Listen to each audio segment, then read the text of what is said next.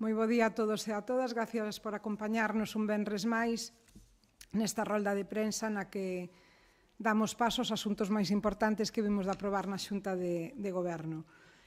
Facémolo como cada venres. Empezamos falando de mobilidade, porque hoxe aprobamos investimentos por un orzamento conxunto de case 700.000 euros para continuar na mellora da mobilidade na nosa provincia, na mellora dos servizos públicos e, polo tanto, mellorando a calidade de vida dos veciños e veciñas desta provincia. Quero destacar, en primeiro lugar, que na sesión que vimos de celebrar, hoxe licitamos por case 260.000 euros as obras de renovación do firme da estrada LUP 2804, que comunica os lugares de Pedrón e Cazolga no concello de Lourenzá. Esta é unha vía estratéxica para a mobilidade no concello de Lourenzá, moi empregada pola veciñanza, xa que conecta o núcleo urbano de Lourenzá e a Nacional 634, co barrio de Cazolga. Esta zona é coñecida pola súa ponte histórica sobre o río Masma e tamén pola área recreativa, que converten este espazo nun lugar de gran valor natural, patrimonial e turístico para Lourenzá.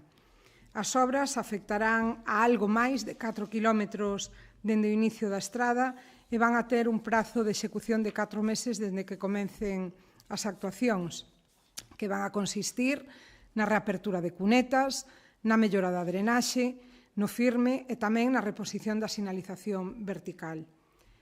Unha semana máis, seguimos aprobando investimentos para manter nas mellores condicións posibles de seguridade a nosa rede viaria provincial. Este é un esforzo inversor prioritario e clave para a cohesión territorial nunha provincia que conta, como repito en moitas ocasións, con máis de 4.000 quilómetros de estradas dentro da rede provincial e sendo a máis extensa das deputacións de toda España. Ademais, hoxe, e no que ten que ver neste caso coa cooperación cos concellos, aprobamos un convenio de colaboración con Pedrafita do Cebreiro por importe de 137.000 euros destinado a mellorar dotacións e servizos para o benestar dos veciños e das veciñas deste concello. Desa cantidade, case 96.000 euros irán destinados á mellora da eficiencia enerxética do centro de saúde do concello. A actuación consistirá na sustitución da cuberta actual por unha nova estrutura illante de madeira de castiñeiro e lousa e unha intervención que abrangue unha superficie de 490 metros cuadrados e que contará cun sistema multicapa de alta resistencia térmica cunha barreira de vapor adaptada ao clima da montaña desta zona. E tamén ese mesmo acordo de colaboración que vimos de aprobar inclúe prácticamente 18.000 euros para mellorar as condicións acústicas da nave multiusos, de usos múltiples.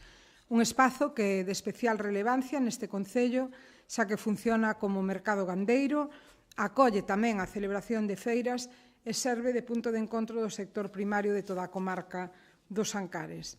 Esta actuación permitirá resolver os problemas de reverberación que presenta actualmente este edificio a través da instalación de paneis acústicos na cuberta interior, mellorando así este espazo municipal que é clave para a dinamización cultural e económica local. E, por último, neste convenio, inclúense case 23.500 euros para reforzar a imaxe e a identidade de Pedrafita coa instalación de 2 conxuntos de letras identificativas co nome deste concello. A actuación inclúe a fabricación e a instalación destas letras de aceiro nas 2 rotondas de entrada á localidade sobre unha base de formigón armado que garanta a estabilidade e tamén a integración na contorna. Estes novos elementos de benvida mellorarán a identidade visual do concello e permitirán tamén poñer en valor un enclave de especial relevancia turística e patrimonial estreitamente vinculado ao Camiño de Santiago e considerado porta de entrada a Galicia e, polo tanto, a nosa provincia. E hoxe tamén licitamos as obras por un importe de preto de 280.000 euros para a instalación de grupos electróxenos nos 9 centros de atención ás persoas maiores cos que conta a Deputación, que lles lembro que están ubicados nos concellos de Meira, Pol, Castroverde, Afonsagrada, Ribas de Sil e Pedrafita do Cebreiro.